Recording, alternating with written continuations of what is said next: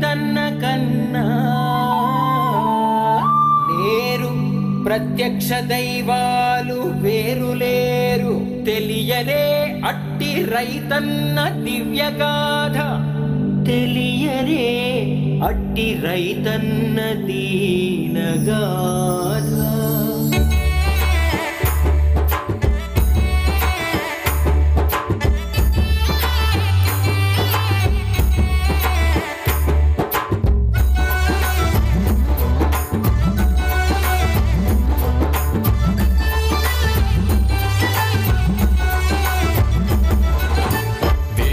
పిలిచెను తూర్పు మెరిసెను, చీకటి నిలువక పరుగులు తీసెను.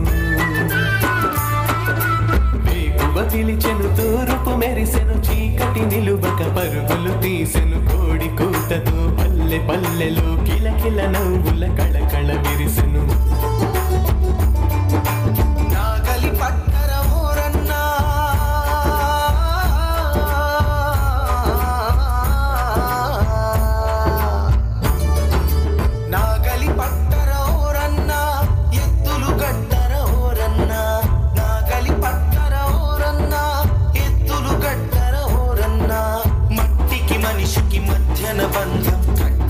మనమే రైతన్నా, పట్టేది మనమే రైతన్నా.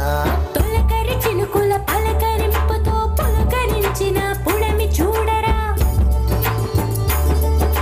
నేల తల్లి మన నేల పిలిచినది, వేల జీవుల ఆకలి తీర్చగా. ఉరకలు వేసే కోడెల కదిపి, అరకల దున్ని మెరకలు తడిపి, కట్లు కట్టరా నాట్లు పెట్టగా, పుట్లు పుట్లుగా మడులు పండగా.